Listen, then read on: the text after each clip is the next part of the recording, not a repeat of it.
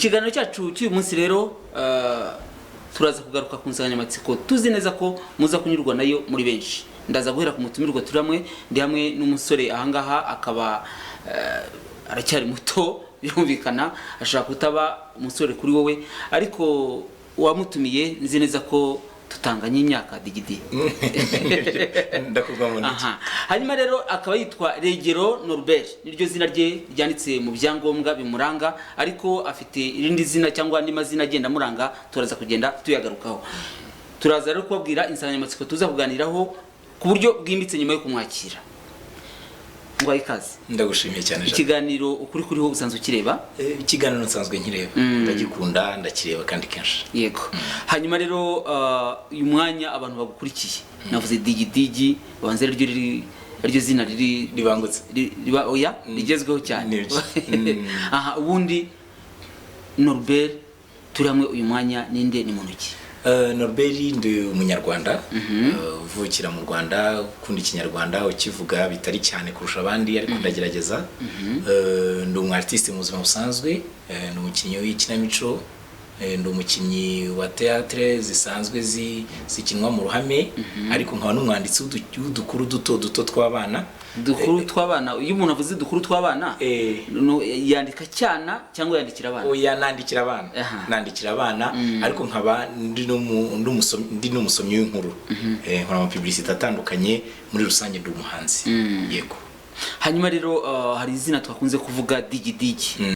Iri zina bari kwitaga mu buto, uragahinja cyangwa ryazanywe n'imisi? Ni izina ry'akazi. Ni izina ry'akazi, yego, ryazanywe n'imisi. Muri projet wabivuze mbamo ya Papa Sava, abareba uruhererekane rw'udukino duto duca kuri YouTube, niho nkinamo. Aho rero niryo zina bampaye ubwo bari bamaze kubaka umukinnyi wagombaga gukina ibyo ndi gukina muri iyi minsi, bahitamo kumwita izina kubera ko rero dukina ubuzima busanzwe bwa buri munsi, burimo imico itandukanye myiza, itari myiza se, kugira ngo ikosoke.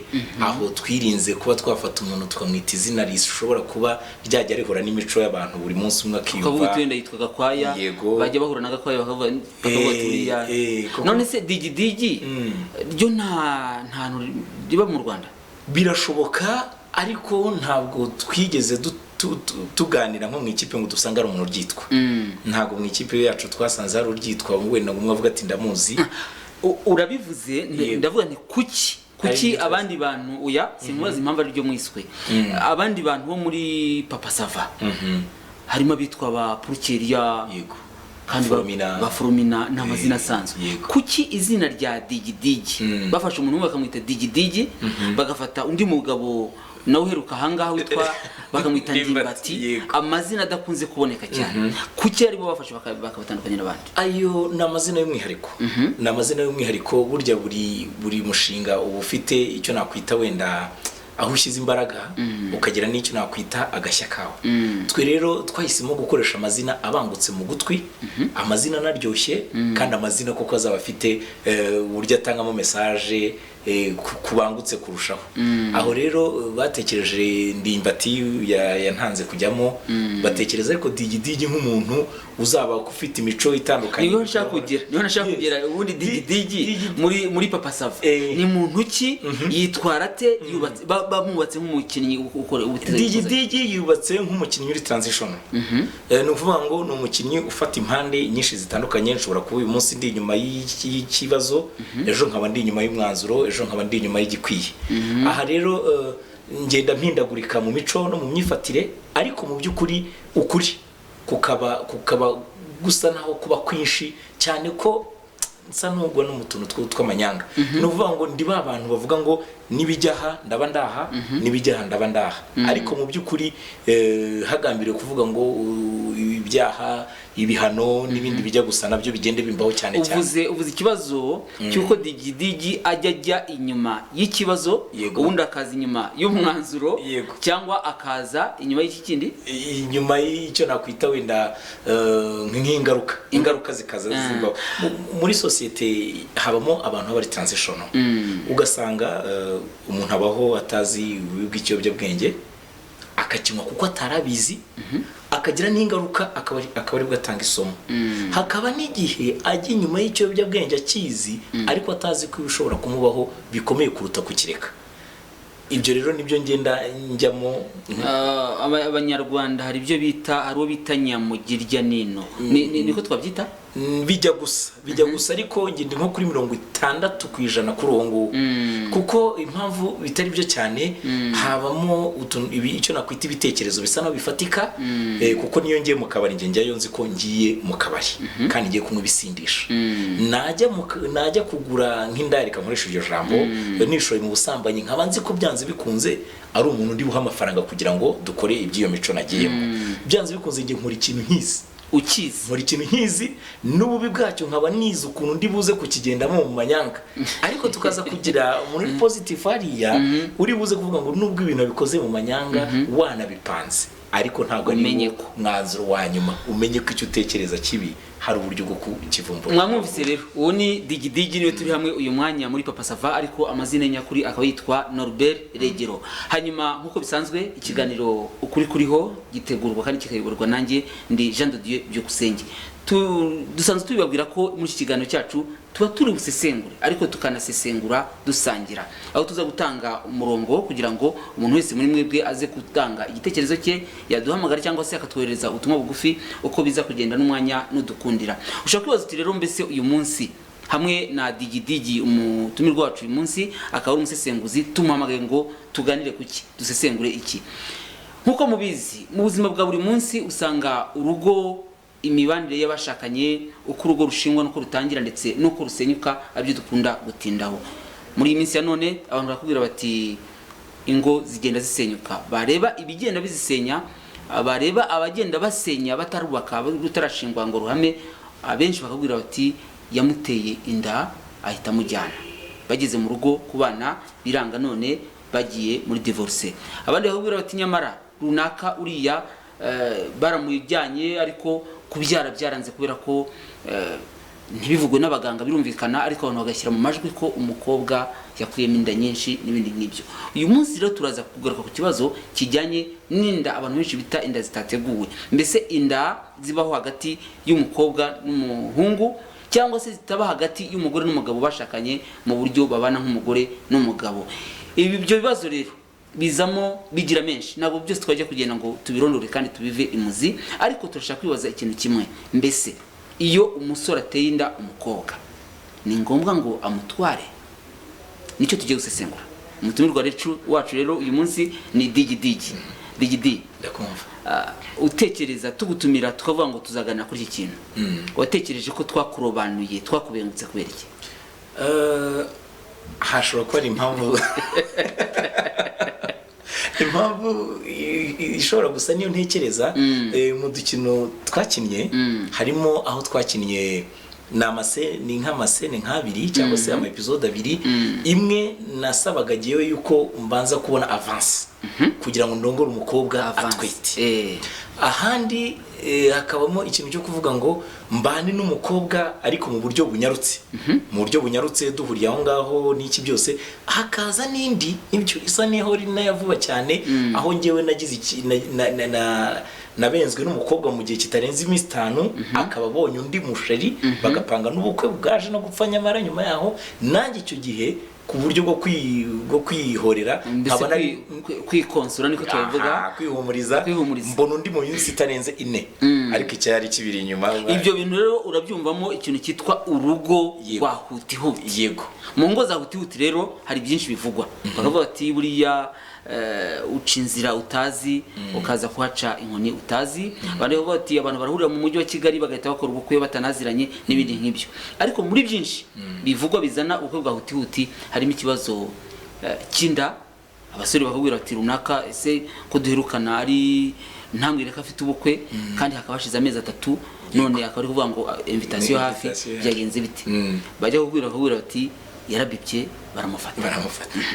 Wowe rero iki kibazo ubona koko ikibazo cy'inda z'abakobwa n'abahungu abenshi bita inda zitateguwe, ubona kiri ku rwego rukomeye cyane ku buryo cyakabaye ikibazo tuganiraho? Yego, yego kiri ku rwego rwose rutanakomeye gahoro rukomeye cyane rukomeye cyane kubera yuko muri iyi minsi urabona abantu benshi urubyiruko muri rusange basa naho abenshi bakuze badafite ababyeyi abenshi bakuze bafata inshingano bakiri bato abenshi bakura basa naho ubuzima bubagoye kurenza uko bari kubamo babana n'ababyeyi aha rero umuntu wihinze akabasha kwiga kaminuza ye akaba ari gutegura ejo he heza byanze bikunze bimva ko agomba kuba mu buzima buryoshye ubuzima bwiza buryoshye ku myaka 29 31 atarafata umwanzuro wo kurongorwa cyangwa atarafata umwanzuro wo kurongora byanze bikunze kwifata kuba kuri hasi cyane ku rubyiruko urabizi muri iyi minsi ukuntu bimeze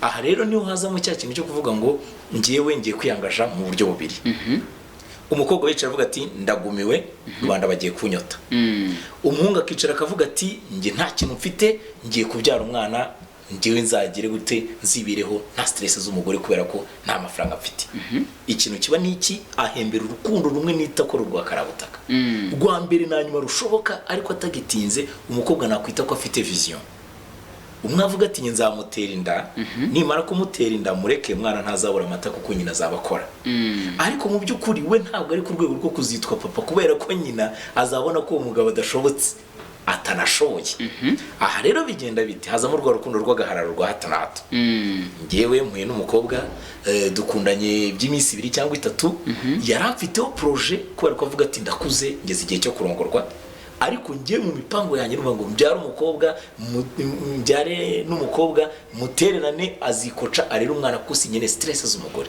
no kuvuga ngo kubgawe uremeza ko abahungu bashobora kuba hari ababikora nkana nyirabayazana bakaba ni kenshi usanga umuhungu ari wapanze kuzatera umukobwa inda biri hejuru kurusha umukobwa biri hejuru kurusha umukobwa impamvu nge mbivuga nubwo biba birimo icyo nakwita 50-50 hagati y'umuhungu n'umukobwa mu gukundana ariko 50-50 ntabwo ibiri muri risk burya abahungu ntibatinya risk zo kubyara kurusha abakobwa kubera iki kubera ko aravuga ati nta mukobwa ushobora kubyarira iwabo ikiba kirimo nuko umukobwa ari bukuremo inda bakamufunga niwe bigonga iki cya kabiri nuko umukobwa ari uzajya arera umwana nijoro umwana akarira agashaka amata ise yicariye cya gatatu nuko umukobwa ari uzaba ari kwica ubuzima bwe umuhungu yicariye bivuga ngo abahungu ntibatinya gutera inda kuruta uko umukobwa yitinya ariko ku rundi ruhande abakobwa bakumva ko bakayitewe bitewe n'imyaka naho bageze na position twese tuba muri societe turabizera abo tuganira umukobwa akicara akavuga ati muzanshakira umugabo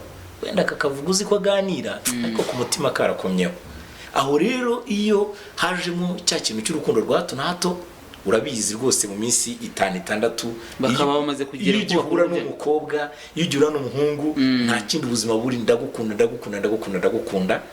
ahantu biba biganisha nta handi muricara musangiye mukagera ku rwego noneho kanywa kakawa hari n'abagira mu gushira agafanta agasururo gushira muri rusange nta handi hantu biba bijyana ni kuri kwa gutokombera kw'imitima yanyu mu rukundo rwinshi twe kujya kure cyane narimbajije niba biri ku rwego ruri hejuru cyane ariko ndashaka kureba duse no dusesengura mu by'ukuri umuntu uretse icyo kintu cyo kuba umuntu yabishyize mu mboni akabigambirira akabitegura abantu abenshi cyangwa tuvugiye muri rusange cyangwa akenshi ubona inda ziterwa gute kuko bose usanga baba babiteguye ni gake babitegura kubera yuko uwabiteguye burya bavuga ati ngiye kwiyubaka ngira ukuntu mbyibushya konte yanjye reka nkoresha iryo jambo shake ibyo umwana azaba ibyo azarya shaka ahantu nzaba nagura umuryango mfatiye umuvandimwe ngire mwereke bakuru banjye bari umuntu abanjye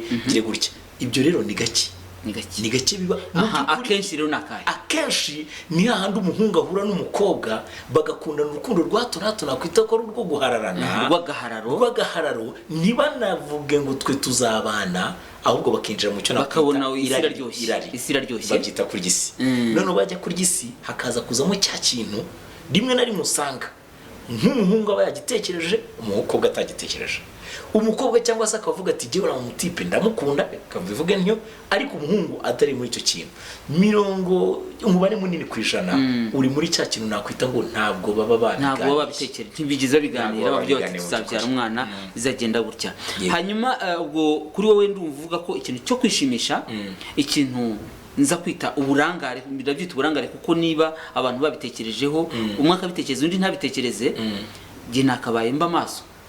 Ntabwo ntekereza ko uri umuhungu wavuga ngo umukobwa yaragushutse akwibinda nyoshye. Ntago ariko nanone tugaruke kuri iki ngiki digidigi. Abantu benshi, ndavuga abantu benshi sindababara, ariko udukurikiye nawe araza kubyumva. Yego. Bavuga ko abakobwa bubu basigaye batinya inda kurusha uko batinya sida. Byo bihuza ute? Oya, inda kuyitinya kurusha uko batinya sida, ahubwo na sida ntibakitinya. Ariko inda yo isa naho ari ikintu rwose cyoroshye cyane. Kubera iki? Waricara akavuga ati ngiye umwana nzamurira, ahubwo ari n'igihe takubwira ngo ngiye ngo kugira ngo umugabo nteshe umutwe nagenda nkabyara nkirerera umwana. Kumva ko umuntu avuze icyo kintu rwose. Ikintu cyo kubyara inda zitateguwe nacyo kimaze kuba ikintu abantu bari gufata nk'ikintu cyoroshye.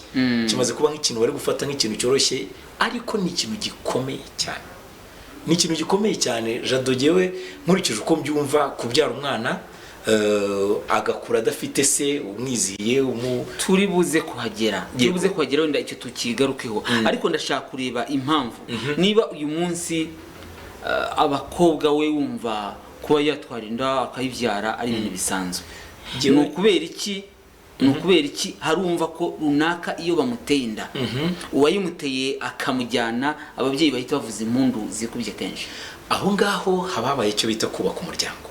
Hababayeho rwose gukuza umuryango, hababayeho kwinjira k'umuryango umwe mu wundi mu buryo kandi buri bwo bunyuze mu nzira iriyo mu rukundo, muri cya kindi bita umubano.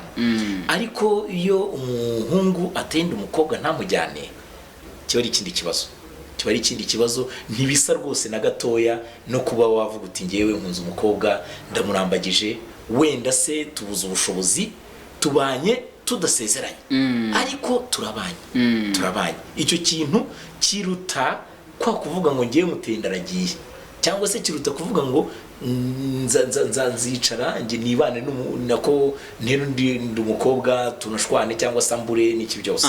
Noneho rero hari ikindi nza kwibaza. Iyo urebye uko ubona hanze ahangaha, mumaze imyaka myinshi mukina ubuzima bw'abantu, tubavuze muri Papa Sava, we ntimwatubwiye mu yandi makinamico wagiye ukina, wenda abantu baza kubikoza urasobanurira. Ariko iyo urebye uko abantu bafata umuntu watewe inda w'umukobwa akabyara, yego, umugeranije n'umukobwa wavuye iwabo agashaka umugabo, yarangiza yamara amezi 5 agaca agataha, ubona uba afite icyasha mu gahanga mu maso y'abantu b'iyi minsi abarinde. Ikintu kibabaje, uriya warongowe mu buryo rwose bunyuze mu nzira nziza. Reka nkoresha ijambo ryo kuvuga ngo urugo rukamunanira cyangwa akavivamo, cyangwa nawe akarunanira, niwe ugira icyasha kuruta umwabyari wabo. Kuko uwabyari wabo aravuga iminsi 2-3 atwite, yamara kubyara bikagenda bikarangira, ku buryo na benshi mushobora no guhura ntunabimenye. Ariko uwo mwatahiye ubukwe buriya yumvise ngo yabivuyemo, twese muri societe turabizi, abantu bahita batangira ngo yananiye umugabo, yakavuga aricyo n'undi akongeraho kandi nundi akavuga aricyo. Haranavuga bati nundi ntiyarushobora, nari narabibonye, nubundi hari na mwene wabo, nubundi gutya. Uwagira icyasha kurusha wa wundi wabyari wabo. Yego. Kubera iki? Kubera ko twebwe muri societe twabayeho cyangwa se tubayeho twihambira rimwe na rimwe no kubidashoboka. Ugasanga umudamu yashatse umugabo, ariko umugabo ni ikibazo kurusha kuba igisubizo. Isezerano yasezeranye tuzabana mu byiza dukenye tugize gute, yagera mu rugo ahubwo ugasanga byari uburyo bwa adresse. Wicyo yarakeneye byari kugira ngo ahindure amateka, abantu bamusekaga, bamusuzuguraga, bavugaga bati ntararongora, afite imyaka 40 n'iki, akavuga ati no, gihe niba ari ibyo niba uko bimeze, reka nshaka umugore cyangwa numbashimishe. Ariko yamugeza mu rugo ugasanga ntabwo ari ikibazo, ntabwo ari igisubizo cy'ikibazo cye, ahubwo abaye ikibazo. Reka tugaruke tubwire abantu dukurikiye ko ikiganiro ari ukuri kuriho, aho tugenda dusesengura insanganyamatsiko zifite agaciro mu buzima bwacu, ibyo twibaza, ibyo twumva tugomba kugora ndetse n'ibindi.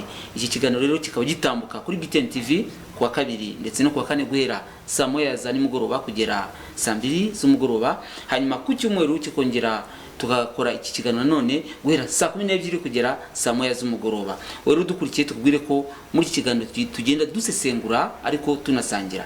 Mu kanya turi buze gushyiraho umurongo turaza kubereka, ariko niba usanzwe ufite nimero yacu y'iki kiganiro ushobora gutangira ukohereza ubutumwa bugufi niyo yindi herwa na 39 tukakwakira kugira ngo abashyashya bajye kuza watanze igitekerezo cyawe. Hanyuma umutumire wacu uyu munsi akaba ari Regero Norbert, hanyuma akabazwi ku izina rya Digidigi, ariko ni Digidigi gusa. Digidigi nge ndahindaguranya kubera yuko urebye nge ntabwo nabatizwa ariko kubera impamvu nyine nakataza akazi ubundi nge nitwa Digidigi Jean Bosco, ariko hari hanandi banyitaga Digidigi Karipa. Mbese nge ndampindaguranya amazina mu by'ukuri n'umwana w'umunyamujyi wize gushaka ubuzima.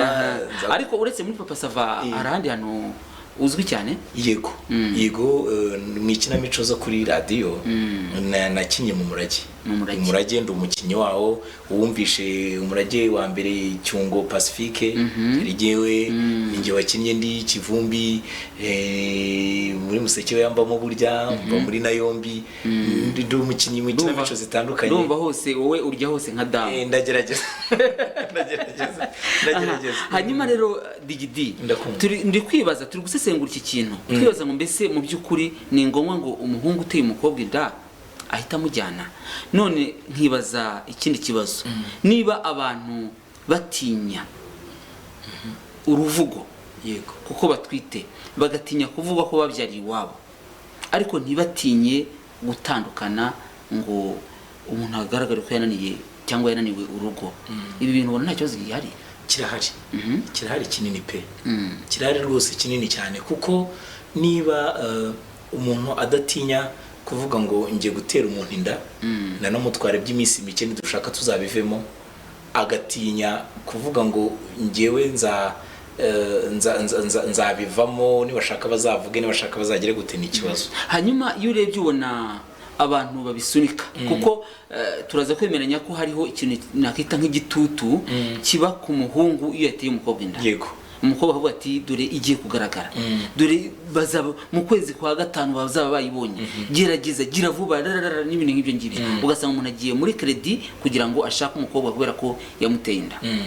Ubona ari bande bashaka kugiramo uruhare, bashaka kubisunika ku buryo uru rugo rushobora kubakwa imburagihe? Akenshi no umuryango w'umukobwa, akenshi no umuryango w'umukobwa. Muri iki gihe ubuzima burahenze, umwana w'umukobwa witayeweho ni wabo kugira ngo atwite ntiyere ku buko ababyeyi bigira ingaruka nyinshi cyane. Ababyeyi babishakira ubukwe, ababyeyi babishakira ubukwe kugira ngo batagira igisebo mu muryango ngo dore umwana wabo yagize atya.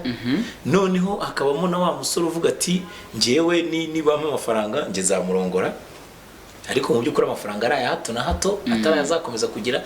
Hakabaho n'ikindi kintu cyo muri societe bavuga ngo rongora uriya mwana wimutera hejuru gira gute ukazicara. Nuvuga ngo hari abandi bantu bagendana nawe nabo bashobora gutuma bagusunikira icyo kintu, ariko mu by'ukuri batabanje kugufasha gusesengura ejo hazaza hawe. Abenshi turabizi aho umusore agira gutya akavuga ati ngewe nateye umukobwa inda ariko sindi yubaka, nta nzu ngira, nta modokari mfite, nta hantu ho kuba, ntaki. Nk'umuntu agatinyuka akamubwira ati wegenda urongore muzabaho nkuko n'abandi bose babayeho. Umukobwa akaza akabwira iwabo ati ngewe natwise. Isa akavuga ati nta hantu byavugwa, twebwe tugiye kugukorera ubukwe, dote ntabwo twabura amafaranga ya sare, ntitwabura amafaranga y'ihema, ntitwabura amafaranga y'imodoka muzagendamo, n'amafaranga y'amezi 3 y'inzu, ibindi bizaza. Ariko bakiringagiza yuko hakagombye kuba urukundo rwa muhungu na wa mukobwa. Uravuga iki urukundo? Ariko ndagira ngo twongere turambure amaso turebe noneho ku rugo. Hari ikindi kintu kiriho abantu bavuga ko abenshi mu bubaka ingo z'iki gihe usanga bashyize amaso ku bukwe kurusha ku rugo.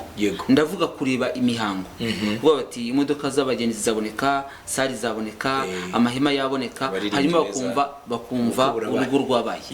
Iki kintu cyo gutekereza ubukwe abantu badatekereza nyuma yo gutwikurura, cyo wowe ukivuga wiki? Rwose icyo kintu ni ikintu kimaze gufata indi ntera, kimaze gufata indi ntera, kuko aho nshingira niba umuntu avuka mu karere runaka ariko kumva umuntu twakwita ngo n'umukuru w'umuryango aravuze ngo ntabwo twabona umwanya wo kujya mu cyaro ngo tuvune abantu ngo baze gusabira mu cyaro ntabwo twakwirirwa twiruka muri ibyo byose, mureke tworoshye ibintu bizabera aha.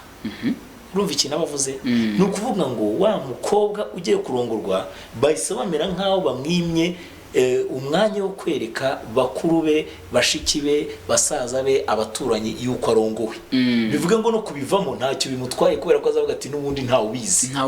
Yes. Handi umuntu ajyaga gukora ubukwe ukabona bwizihiye umuryango, ariko baricara bakavuga bati mushaka abasaza bazi kuvuga neza ikinyarwanda mubakodeshe, mushaka abakobwa bazi kwifotoza neza mu mafoto mubazane, mushake agasare keza, nimurangiza mureba ahantu hahasirimo abantu hatabavuna.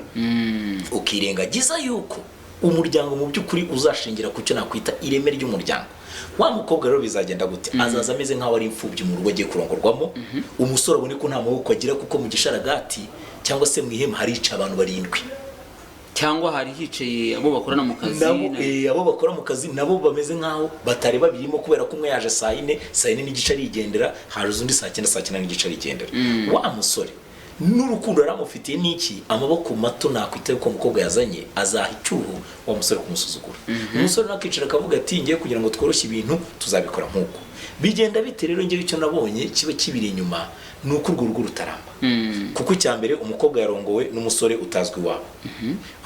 Umukobwa yarongowe, umusore yarongoye umukobwa atazi wabo. Nashaka no gutandukana nawe bizabira muri kare. Ari ibintu bigoye kubera ko n'inshuti z'umuryango bazaza muri ibyo bibazo nabasangira na wa musore niba abakobwa bahuye baganiraga na wa mukobwa.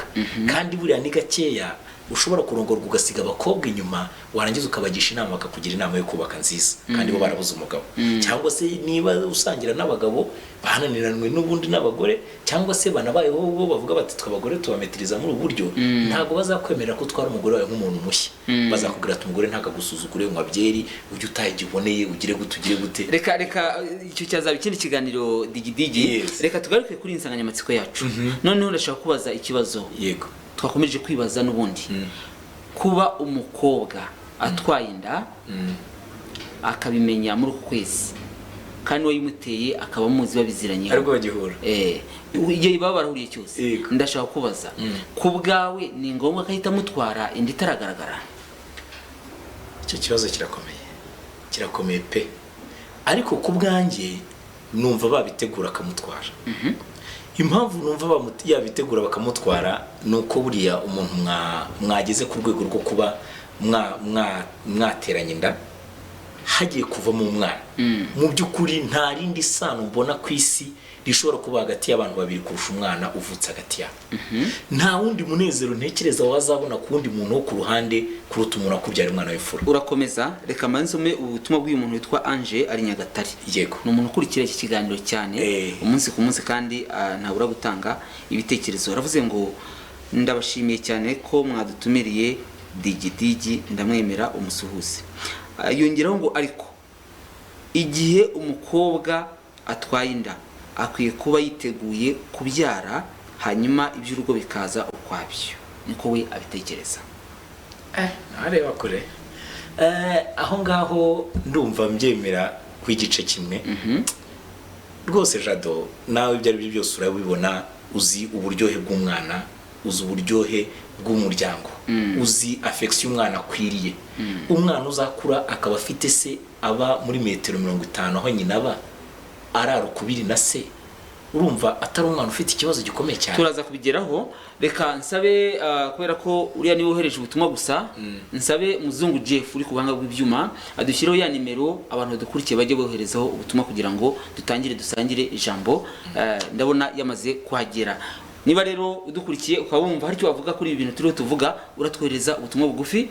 Nibidukundira turaza kwakira abantu bake cyane kuri telefone, ariko ubu ngubu turahera ku butumwa bugufi, ari nako tugenda tureba iki kibazo cy'inda ziba zitateguwe hanyuma zigatera kubaka urugo mu buryo bw'ikubagaho. Yego. Wari ukivuga rero uti giye kubwanjye numva yamujyana. Ngiye kubwanjye numva yamujyana. Akamujyana ryari? Akamujyana yabanguka yatinda ariko akamujyana. Kubera ko niba bahuriye, reka mbyite wenda mu buzima busanzwe bwa buri munsi, nta rukundo rwabaye, umwe yavuze ati nge nagukunze nanjye nagukunze. Hari umuntu uhise ahamagara, reka twumve niba Yes, allo. Alo? BTN TV, allo. Alo? Allo, turakumva neza, urinde uherereye hehe? Aha. ashobora kuba yanze ama network ko nijya abantu bahamagara agahamagara agira ngo yumve ko bari kumwakira. BTN TV, allo. Allo? Twe turetse kubakira ubanze udusesengurire neza. Uratubwira uti ibyo byose uyu muntu akwiye kumujyana, yego, ariko hari ureba ukavuga uti iyo atamujyanye bigira ingaruka kuri uyu muntu. Wewe wumvaga ari umwana. Ese umwana kuba urugo rudashinzwe mu gihe wateye nyina inda atamujyanye bimugira izihe ngaruka? Nari kubitwara mu buryo bubiri. Hari uburyo bumwe buri buzemo umusore uri kwiyubaka, ushobora kubaho uyu munsi n'ejo bikemera, n'umukobwa ushobora kubaho uyu munsi n'ejo bikemera. Ntongera kuza kubivugamo uburyo bw'umusore udashoboye ariko mu by'ukuri ufite urukundo, hakabamo n'umukobwa udashoboye ariko nawe wari ufite urwo rukundo. Nibwo rero kuri abo ba mbere navuze, hari igihe ugira gutyo ugasanga umusore mu by'ukuri yihuriye n'umukobwa bigendera mu muhanda, umukobwa ukiri ku ishuri, umusore nawe ukiri kwishakisha, bakagera gutyo bakabyara umwana. Abo ngabo rwose kugira ngo bahite babana biragoye. Biragoye, ariko niba bibayihame, ariko nge nakumvise ko uwo mukobwa agiye gupimisha inda isakaza, byibuze ngo umukobwa navuga ati byibuze nubwo umuhungu atantwaye ariko ndi hafi, akajya gupimisha inda kwa muganga, byibuze umuhungu akaza kugira ngo umwana azavuka afite identity. Reka twumve dusome ubutumwa. Aravuze ngo bwira digiti salama. Ubwo sinirwo mbisubiramo. Bati mwiriwe neza, bwira digidigi ngo inda mwemera ngarakwemera wambaye neza cyane musasa. Aha, uyu yoheje ubutumwa aravuga ngo ni Maria, ariko aravuga ko yabyemera ko umugabo yagombye kumujyana, ariko umugabo yanze umwana yashatse umugore yabuze. Yanditse message itanditse neza cyane. Donc icyo ndi kumva amahanga ngo hari umuntu wabyaye umugabo aramwanga, arangiye shaka undi mugore ariko abura urubyaro. Urumva ko uwo muntu afite ikibazo gikomeye cyane. Yoheje ubutumwa ati nibwo gitangira kumva ikiganiro cyanyu, ariko ibintu muri kuvuga ni ingirakamaro ku muryango nyarwanda. Urakoze cyane nubwo utatubwiye izina ryawe naho uri. Yitwa Clement. Aravuga ati ndumva yamutwara kuko baba bamaze kuba urugingo rumwe kandi bakundana. Abantu bahamagara baritse gatoya turebe ubutumwa. Yavuze ati bonsoir, mu gihe amuteye inda badasanganywe rwose ntibakwiye kubana kuko nubundi nta rukundo ruhari, nubundi umwana ahora ababaye. Uvuga ngo umuntu ateye inda akamujyana nta rukundo ruhabaye, kubera ko habaye mu mwana gusa, iyo bagiye zirara zishya bugacya ntizizime. Yavuze ati nge mbona byaterwa nuko bari babanye. Hari ukuntu watera inda umuntu mudakundana, hanyuma urugo nirwe kuko nta rukundo, ugasanga nta burambi. Avuze ngo ni Mama Mutoni aherereye i Muhanga. Urakoze Mama Mutoni.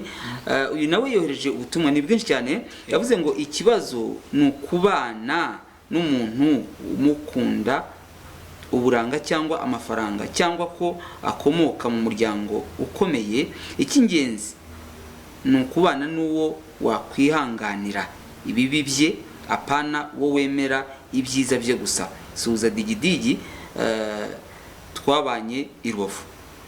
Yitwa Jean Paul. Jean Paul ariguma. Reka twumve ubutumwa cyangwa twakira abantu babiri. BTN TV, allo. Wiriwe? Urinde uherereye hehe? Uri ushaka kuzamura ijwi ryawe? Nitwa Impuso ya Muhanga. Yego. None ari byo nandi kuvuga. Wenda mereye no digiti yari najya kinana na wa mukobwa wawe twamushinze igeza atigeze atera ko atekereza iki ku mukobwa waba arimo agutegeka kwiyandikishaho umwana mu gihe cyose wowe utizeye neza ko ari we waba ari kuri nyirinda. aha ubwo yabyumvise araza gusubiza icyo kibazo. ese ibibaho kuko bashobora kuza gushyiraho inda wowe ubwawe udafite. urakoze cyane, reka tunahera aho ngaho nanjye mubaze ibindi bibazo. arakubaza ati umukobwa aramutse avuze ngo wanteye inda kandi akaba atari wowe wayimuteye ukaza kubimenya ko yayikwegetseho, ibi bintu byaba amahoro? ntabwo byaba amahoro.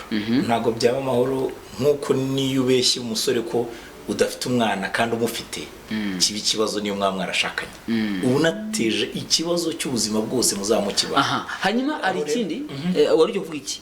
naringiye kuvuga yuko umukobwa aramutse atinyutse ati wanteye inda ngo ino yandikisheho umwana, mu by'ukuri abikoze mu makosa amenye yuko umwana atazakuvaho ngo abe wundi niba mwandika mu bitabo. ariko nawe nicyo ashaka we yarakubaze arabarabona ufite agafaranga cyangwa abona uwamuteye inda ntiyamuvuga ariko akavuga ati uyu nguyu ubwo afite statut yazwi reka ariwe nshyiraho umwana utamugukuraho ubundi cyari cyo bimutwaye. Bizakimutwara nyuma ko kanya arajya mu nyungu kubera ko kwanditseho umwana, ariko wibaze umwana uzakura yitwa uwa runaka mu byangombwa mu buryo bw'umubiri atari uwe. uwo mwana ibaze namara gukura ageze mu gihe cyo kwifatira imyanzuro. Reka twumve uyu nguyu. BTN TV. Allo ntabwo yumvise ko twamwakiriye. uri kuvuga uti byazamugiraho ingaruka. Ndi kuvuga ko byazamugiraho ingaruka zitari na ntoya, yaba ku mwana yaba kuri wowe no kuri nyina. kuko iyo ugiye kwandikisha umwana uravuga uti ngewe Digi Jean Bosco ndi se w'umwana witwa wenda Digi Boy wenda runaka. uwo mwana mu bitabo yanditswe nk'uwawe ubuzima bwose. sintekereza ko nka nyina azagenda akajya mu buyobozi akavuga ati narinje kwandukuza amazina y'umwana ko bavuga ko iyo umwana avukiye mu rugo aba ari uwawe, aba ari mu rugo. ibyo ngibyo nta nicyo byari bitwaye pe. ubwo uri kubwa kumva nta ngaruka byaba ikibazo wa mugabo wiyandikishijeho umwana amenye ko atari uwe, icyo gihe ubwo kiba kibaye ubushenye rugo. ibi bintu byo kuba abantu bakubaka urugo huti batabanje gutekereza ngo bashyire agapira hasi bavuge bati umwana navuke tuzashakane mu myaka 2 iri imbere, utekereza ko bishobora kwangiza iki ku muryango ushinzwe? ikintu kinini cyane, ndetse kuko uko umuntu abana n'undi iminsi igenda yicuma niko agenda abona amafuti yo kurusha ibyiza burya.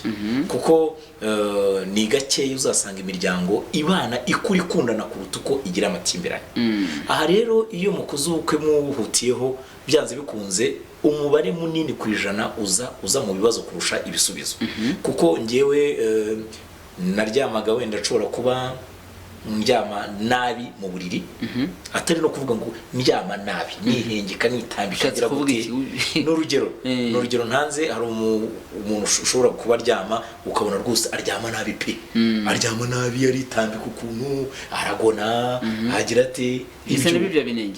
ibyo bishobora kuba inenge bitewe n'umuntu. burya ubona inenge y'umuntu ntabwo ashakira ku kintu gikaze. hariho umuntu wikundira kuba ataha bwishe, nta n'icyo ari gukora ku muhanda yiganira cyangwa avuga ati jyewe nkunda kwihagarara ku muhanda bwakwira nkajya kuryama. hakaba umuntu ukunda kuba aba mu buzima bwo gusesagura kugira gute, ariko iyo mico uwo babanye bahutiyeho atarayibonye ngo ayihanganire. iyo mico uwo babanye bataranayiganiye, hari n'igihe mwicara ukavuga uti ngiye rero dore ibi bintu simbikunda ntuzabikore bitazambaza. reka twakire abantu nka batatu nanone twumve. BTN TV. Allo wiriwe neza. urinde uherereye hehe? ndi Karongi. uri Karongi urinde? nitwa Batista. ngaho tubwire igitekerezo cyawe bati. Digidi uraho neza muvandi?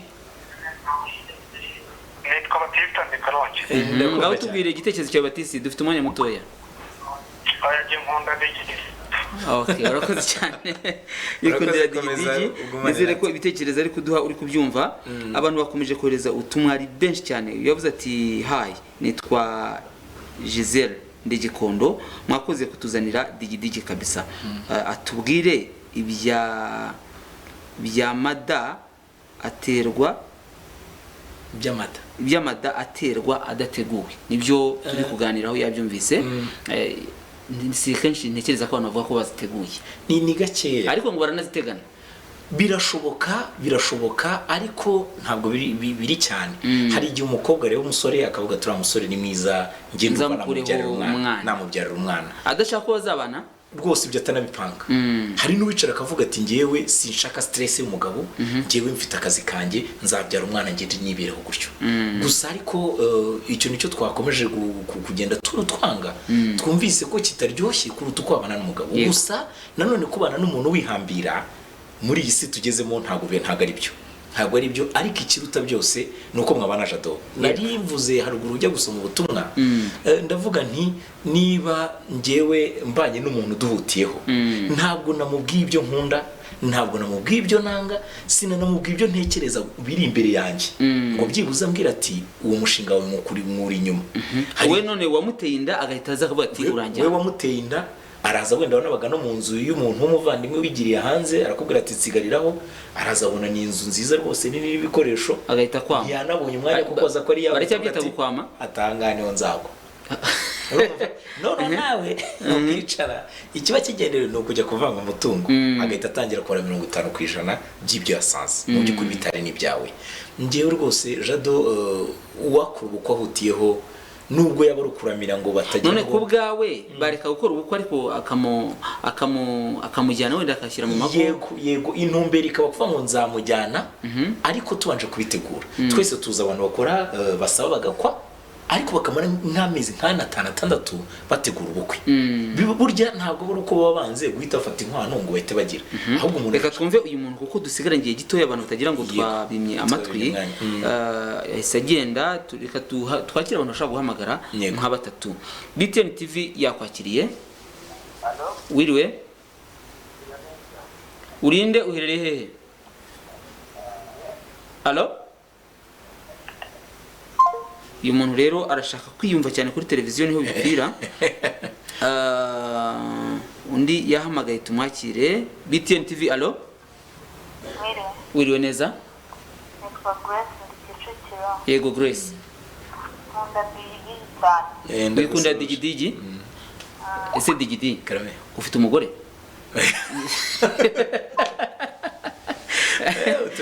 ndagira ngo mubarize ahangaha kugira ngo hari ukuntu umuntu ashobora gukunda umuntu ukina film ariko akaza n'uvuga ati abaduha nimero ugize neza narabivuze kenshi ngewe ndubatse mfite umugore umwe n'abana babiri maze n'igihe rwose yego reka twumve uyu nguyu BTN TV allo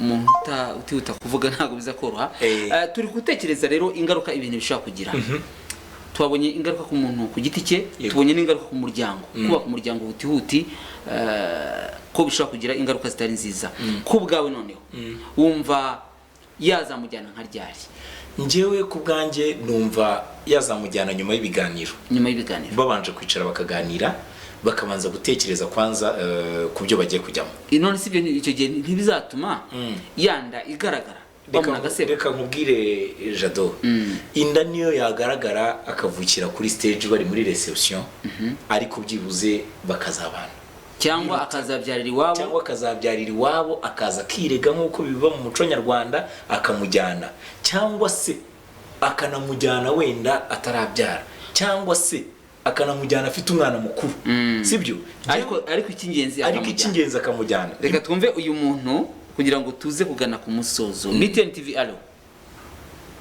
wiriwe urinde uherereye hehe uri Nyakarambi witwa nde allo uri gutinda kutubwira igitekerezo nshuti yanjye tubwira igitekerezo wihuse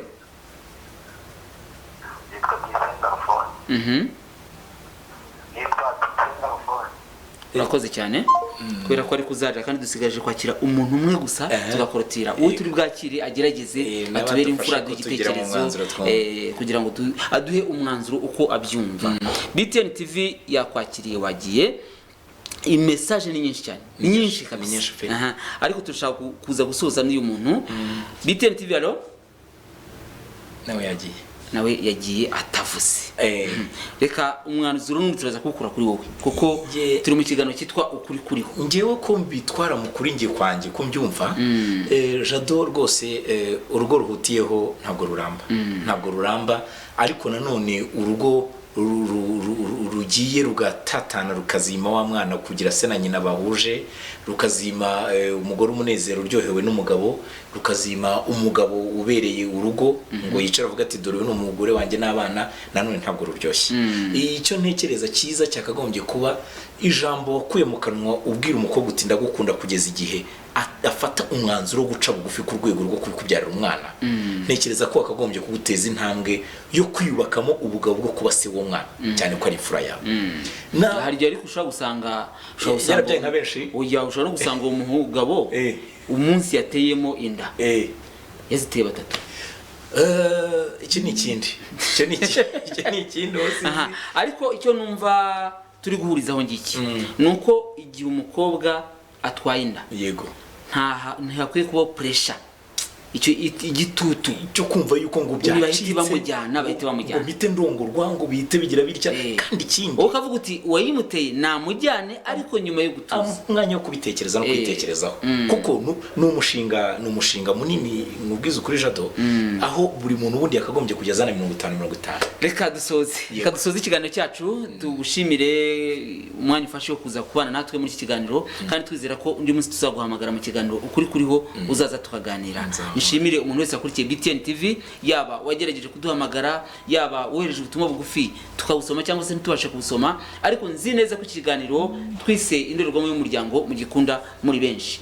Hanyuma ibyo twavuze ni byinshi, murakuramo ibyanyu. Mbashimire rero kandi mbabwire ko ikiganiro cyacu ari aho ubutaha. Ndi Jean de Dieu Byukusenge.